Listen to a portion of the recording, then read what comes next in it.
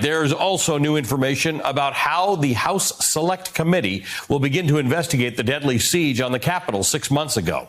Just today, the Justice Department released more brand new video evidence, this time showing rioters literally dragging and beating police officers.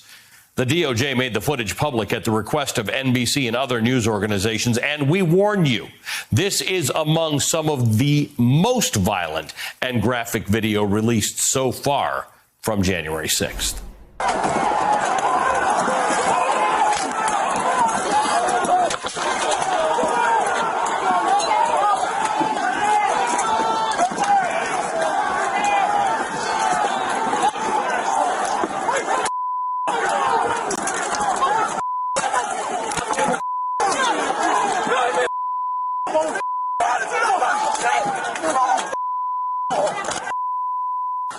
Beating police officers. They said it was Antifa. They said it was BLM. Some said it was just tourists. As we mentioned, a special panel of House members will examine the events of January 6th. Republican leader Kevin McCarthy has yet to name his appointees to that panel. But today, the committee's chairman, Democrat Benny Thompson of Mississippi, said that will not delay the first hearing, which he says will take place later this month. Either the 21st or 22nd of July, the committee is committed to doing our job.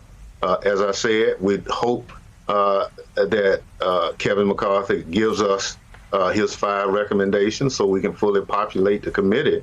But if he chooses not to, we will still do our work. If the facts lead us to members of Congress being complicit in what occurred on January 6th, we'll go there. You have also, I know, not ruled out a subpoena potentially for former President Trump. We know, you know, I know that Trump White House officials have ignored congressional subpoenas before. There are some mechanisms to enforce subpoenas. Obviously, we plan to exercise. We might have to go to court. The former president's lies about the 2020 election helped fuel the January 6th insurrection. They've also given rise to hundreds of new bills aimed at restricting voting rights under the guise of so-called election security. Texas state lawmakers are now in the midst of a special session to consider new voting bills. Tomorrow, Republicans in the state Senate will hold public hearings on proposals previously blocked by Democrats. President Biden has been promising for weeks to give a formal address on protecting the right to vote. Today, the White House says that speech will happen on Tuesday in Philadelphia. The recount audit, whatever you want to call it, in Arizona continues. It's a remarkable thing. Pennsylvania is getting ready to do something similar. The Texas legislature is in session currently, having looked at pretty much everything that worked in the last election and deciding that they're making it illegal. There are state leaders, there are civil rights leaders who went to the White House yesterday to plead with the president, the vice president, for leadership on the federal level. And it appears that on Tuesday in Philadelphia, Joe Biden is going to say something about voting rights in America. What can he say? What can he do?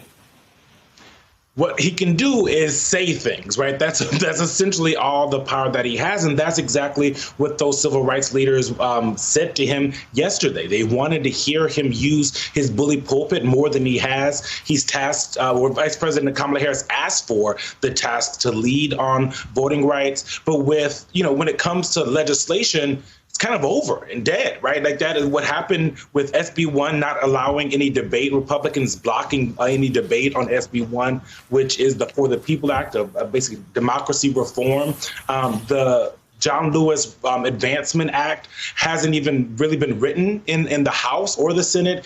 And so there's not a lot of legislative push. And so these civil rights leaders, they spoke with him for an hour and 40 minutes. It was not supposed to be that long. We were all waiting to hear from them. And when they came out, they said that what they know is that they have to take to the streets. They have to build a public campaign. And what was interesting is that they reminded a lot of us of the 60s. They said, when it looked dire, when we were asking for civil rights, we kept pushing and something happened. And so that is what they're bringing to the table. President Biden, he is going to on Tuesday talk about voting rights. He's been promising to do something like this for a few weeks, like you said at the top here.